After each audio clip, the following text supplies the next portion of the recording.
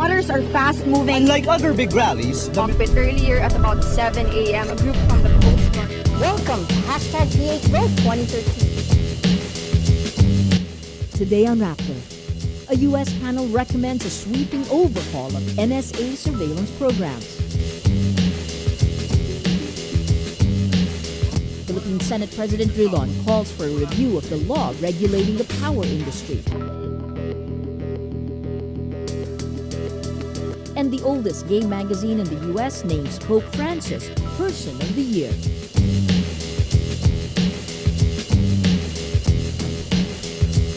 Hello, I'm Maria Ressa. Welcome to Rappler, your social news network. A review panel appointed by U.S. President Barack Obama recommends 46 measures, part of a sweeping overhaul of surveillance programs. Among the recommendations, stop the National Security or NSA from storing millions of phone records. In a report, the panel says, the current storage by the government of bulk metadata creates potential risks to public trust, personal privacy, and civil liberty. The panel asks the U.S. Congress to pass a law that will direct phone companies or a third party to maintain the data. Any number that the NSA wants to search based on reasonable suspicion of terrorism will require a court order. The review board does not call for outright curbs on intelligence on foreign leaders, but says surveillance must be based on real security threats and be approved at the highest levels. Obama commissioned the review panel earlier this year in the wake of revelations by fugitive intelligence contractor Edward Snowden about the scope of the NSA's operations. The White House will announce in January the recommendations it will adopt. After the biggest power rate hike in recent history, Senate President Franklin Drilon backs calls to review the 12-year-old law regulating the power industry. A day after the Senate began probing the increase in electricity prices, Drilon says it's clear the Electric Power Industry Reform Act of 2001, or EPIRA, failed to achieve its objectives. In a press briefing Thursday, Drilon says the EPIRA law is supposed to promote free competition in order that the consumers can benefit from a lower but efficient power generation system. The opposite apparently happened. Calls for reform in the power industry came after the Manila Electric Company, or Meralco, raised charges by 4 pesos and 15 centavos per kilowatt hour starting this month. In the Senate probe Wednesday, some senators say they suspected there was collusion among power plants that went on, in their words, unscheduled shutdown, coinciding with the maintenance shutdown of the Malampaya natural gas field. The shutdowns forced Meralco to source power from plants that run on diesel, which is more expensive than natural gas. A green revolution is happening in San Carlos City in Negros. A solar farm, a bioethanol plant, and a biomass plant will soon help generate clean energy for the power grid. Pia Ranyada reports. In the sunny fields and mountains of Negros, a revolution is quietly growing. In the middle of sugarcane plantations, hectares of reddish soil are being turned for a different kind of crop. On these lands will rise the largest commercial solar farm in the Philippines. The solar farm is just one of the 3 renewable energy plants that will be located in San Carlos City, an hour and a half away from Bacolod. When these power plants are completed, San Carlos will be the first renewable energy integrated zone in the Philippines. It's a green revolution in the making. Well, San Carlos is a city that's always been very dependent on the sugar industry. There's been a need to introduce new industries and create job employment for the people. The 35-hectare solar farm is expected to generate 22 megawatts of electricity using sunlight. That's enough to power a city with 10,000 households. The first phase will feed solar energy into the national power grid this March. San Carlos is particularly ideal for solar power. This part of San Carlos used to be salt beds. So we're converting the salt beds into solar panel areas. And because of that, there's more radiation. It has more exposure to the sun. Not 20 minutes away by car from the solar farm site is the San Carlos bioethanol plant. It uses sugarcane that's abundant in the province to create ethanol, a biofuel added to gasoline used for cars. The power plant played a key role in the aftermath of Yolanda. And since the typhoon damaged the power lines, the electric lines of the local cooperative. The whole Negros almost had no power. But 2 days after, with coordination with the city government, city mayor, and other city government officials, we were able to supply San Carlos at about 1.5 to 1.7 megawatt of electricity for 1 week. The third renewable energy plant is a biomass power plant.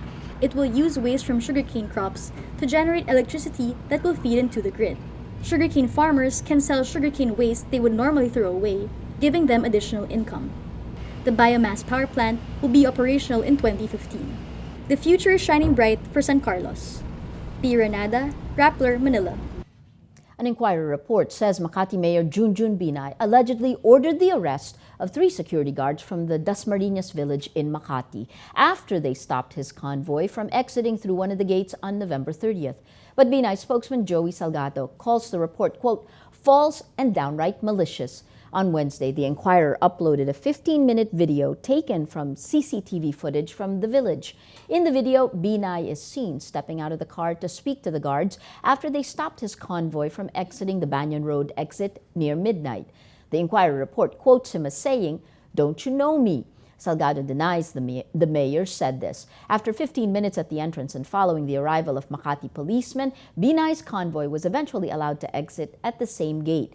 Makati police admitted confiscating the guards' firearms and bringing them to a police station for, in their words, custodial questioning.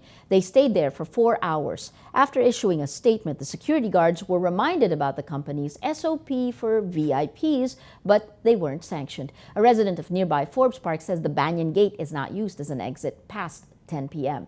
Salgado says the mayor was not familiar with the setup. In a statement, Senator Nancy Binay downplays the incident, adding, "No amount of explanation would satisfy those who have never-ending dislike for our family." The Binay's father is Vice President Jejomar Binay, who has declared his intention to run for president in 2016.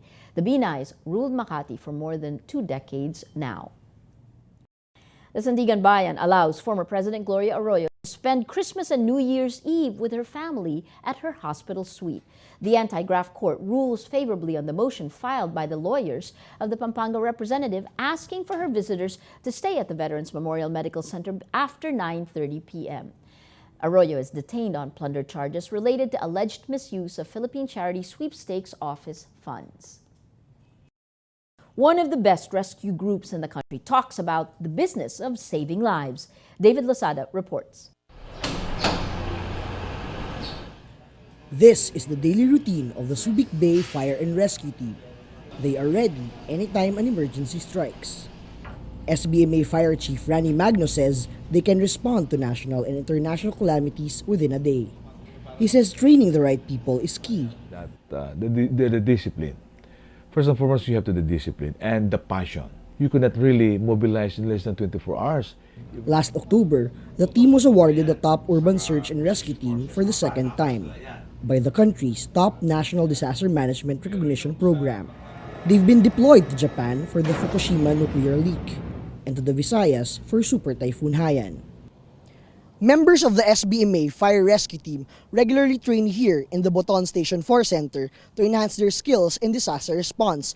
Complete with different risk simulations, this facility has been used to train disaster response teams from various local government units, the military, and other international groups. Aside from regular trainings, the SBMA Rescue Team follow the Incident Command System, a tool that helps in managing on-scene all-hazard disasters and incidents. So it is flexible and modular. It can expand, it can shrink. It depends on the kind of emergency. That's the only way that we can really manage, no matter how complex the incident is, like in Tacloban, Leyte, and Samar. SBMA Deputy Fire Chief Gerardo Johnson says it's not just systems that matter, but also funding. Adapt tayo ng training, but we don't have any financial support. Walang mangyayari sa atin. Magno and Johnson both believe mitigation is still the best approach to disasters. Climate change is business ng bawat isa. Sabihin natin, we are fully trained, we have the manpower or equipment. kung wala namang participation yung mga tao. So mahihirapan tayo. David Lozada, Rappler, Subic. The U.S. Federal Reserve says Wednesday it will cut its massive stimulus program in January, giving the recovery of the U.S. economy and job market a vote of confidence. The Fed cuts its monthly bond purchases to $75 billion, down from the $85 billion monthly asset purchases it has made for a year. Stocks went up to new record highs after the announcement. The decision surprises analysts who expected the Fed to wait until the January or March meetings to trim bond purchases. Let's now look at Rappler's Wrap for today, a list of the 10 most important events around the world you shouldn't miss. At number 3, a Zurich-based reinsurance group says disasters caused at least $130 billion in global economic losses in 2013. On Wednesday, Swiss Re says the economic impact went down from $196 billion in 2012, but the estimate does not include the impact of Typhoon Haiyan.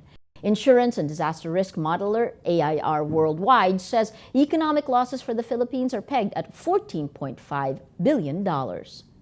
At number 5, Egypt's ousted President Mohamed Morsi is charged with conspiracy to commit a terrorist act. He's accused of forming an alliance with 2 Islamist groups, the Palestinian Hamas and the Lebanese Hezbollah. Prosecutors describe the charges as, quote, the biggest case of conspiracy in the country's history. Ousted in July 2013, Morsi is also accused of inciting murder and violence, but his supporters say the charges are politically motivated. And at number 6, the oldest gay magazine in the United States names Pope Francis its Person of the Year. The Advocate magazine says the Pope is, quote, still not pro-gay by today's standard, but adds he contributed to a change in rhetoric on LGBTs. The Advocate cites an incident where the Pope was reported as saying, if someone is gay and seeks the Lord with goodwill, who am I to judge? The magazine also says the Pope supported same-sex civil unions as, quote, the lesser of 2 evils when he was a cardinal. Instead of denouncing gays, the magazine says the Pope, quote, spends his time talking about the harm of greed and the lack of focus on fairness and fighting poverty. For the full top 10, visit Rappler.com's The Wrap. Every story on Rappler has a mood meter, which gives you 8 emotions to choose from. Click how you feel, and your vote comes down to the mood navigator in the middle of the front page. That crowdsources the mood of the day. It also gives you the top 10 stories that have affected our readers and viewers the most. These stories in the last 24-hour period have gotten the most number of votes. If you take a look today, this was an interesting story that had a lot of interest. Polite replies to ang taba mo, meaning you've gained weight, and other Christmas party remarks done by Shakira Season here in preparation for the holiday season. That one is interesting. 62% amused, 19% happy, 1% angry here. That brings up the story that's gotten the most number of votes in the last 24 hours. Binay at Dasmariñas Village, what really happened? 92% angry. That red, bringing out the mood of the day. Today, most people are angry. That is Rappler's Newscast for today, Thursday, December 19th, 2013. Visit Rappler.com and watch our newscast Monday to Friday. Tell us how you feel on our mood meter and help us crowdsource the mood of the day. It is 6 days before Christmas. Let's change that mood, that angry mood, to something else. I'm Maria Ressa. As we say at Rappler, tomorrow begins today.